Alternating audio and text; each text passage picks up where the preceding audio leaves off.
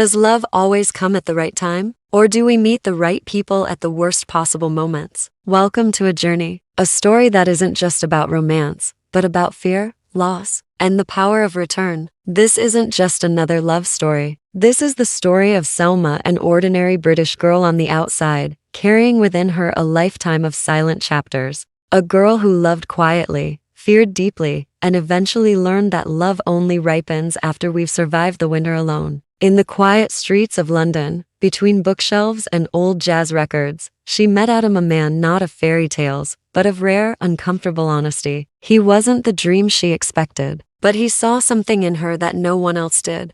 And like many heartbreaking stories, things didn't go as they started. Fear took over. He left before saying what needed to be said, and the silence he left behind was deeper than words. Years passed. Faces changed, but some people never really leave even when they're gone. Today, we share with you a story that will reach deep into your heart, because it's not just about two people. It's about every one of us who tried to love but wasn't ready, about those who returned too late, and those who waited without ever speaking. This story isn't meant to make you cry, but to remind you that emotional maturity doesn't come easy, and that true love is never measured by how it begins, but by who chooses to stay after the pain. Watch until the end and tell us in the comments. Can real love survive time and distance? Or does absence kill even the deepest of bonds?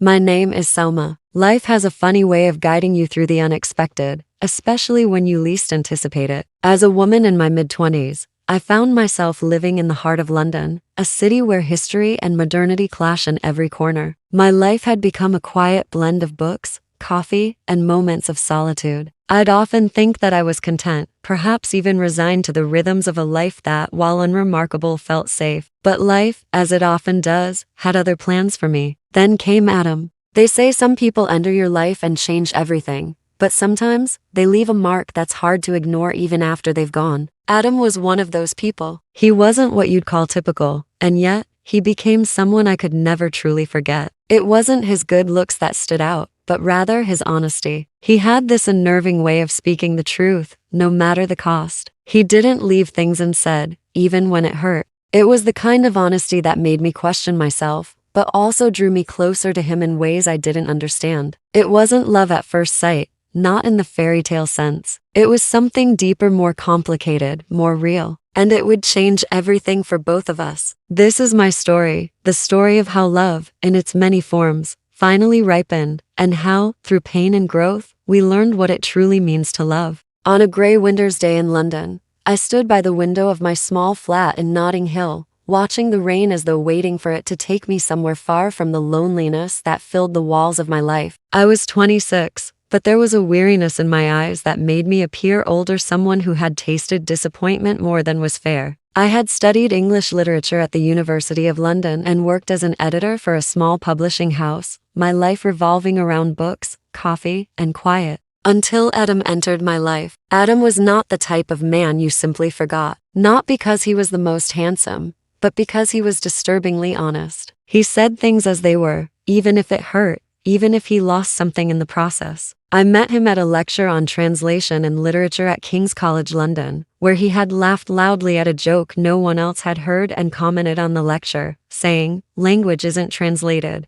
it's reinvented." I had looked at him in surprise, and he had smiled. After the lecture, he came up to me and said, "You're the only one who didn't laugh. Either you're very clever, or very tired." I replied coldly, "Perhaps both." He laughed. And from that day, the story began. Adam was no easy man, and I was no ordinary woman. Our relationship could not be defined, no clear love, no pure friendship, just something gray, but warm. We talked late into the night, exchanged books, music, and fears. Once he told me, "You make me want to be more honest." I replied, "And you make me afraid to be myself." Neither confessed anything, but it was clear. A year had passed since we met. A year of conversations, fleeting encounters, long letters, and letters never sent. Adam was always hesitant, always leaving. The closer he came, the more frightened he became, and the more he distanced himself, the more he longed for me. I had enough scars to know that chasing after someone who was afraid would never lead anywhere.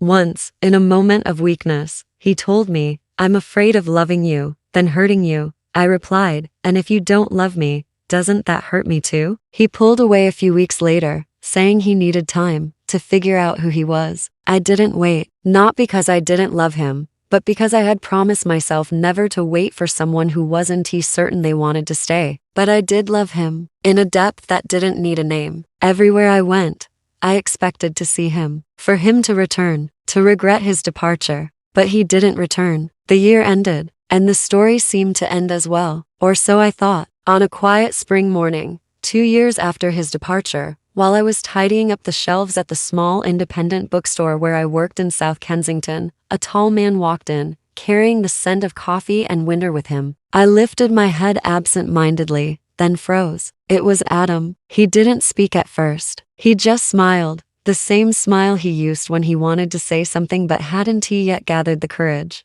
Finally, he said softly, "I knew you worked here." It took me months to decide to come. I looked at him for a long moment, then calmly replied, "Did you decide now because you've ripened?" He shook his head. "Perhaps. Or because life without you wasn't really life. I tried to forget you, to hate you, to justify leaving. But every time I came back to you, even in my mind, I fell silent. Then I said, forgetting isn't hatred. It's just a decision to stay alive." He said to me, "I'm not asking for us to go back. I just want you to know that I've changed, and that I haven't loved anyone since you." I looked out the window, where the sun cast a soft light across the shelves. I said, "I'm not the one you left behind, but I never stopped believing in you."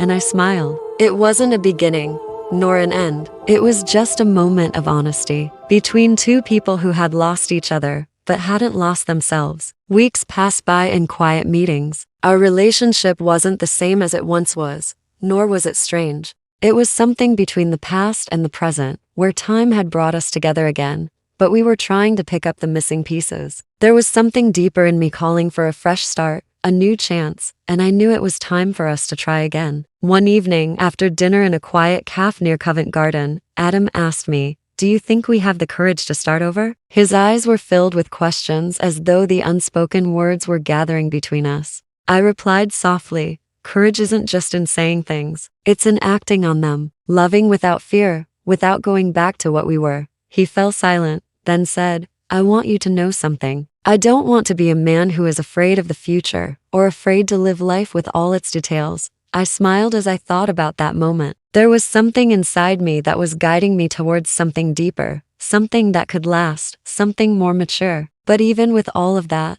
there were new challenges. We weren't the same people who started this journey. We had new experiences, a different understanding of life and love. Perhaps the past still formed part of us, but we were trying to live in the present. And as the days passed, we began to realize that real love doesn't mean not making mistakes, nor does it mean returning to perfect moments. Real love is being there for each other during tough times, learning from our mistakes, and moving forward together despite everything. Another year passed, and it felt as though we were only just starting to live life as we should. Our relationship was better, more stable, and less fearful. We could see more in each other than we saw in anyone else. Our feelings were more mature, and everything flowed more easily. One day, while walking through a quiet street in Bloomsbury, Adam asked me, "Do you think love can be eternal?" I smiled gently and replied, "Love isn't eternal because it doesn't end. It's eternal because it changes. We don't stay the same, but we stay together. We evolve, we change, but we don't leave each other."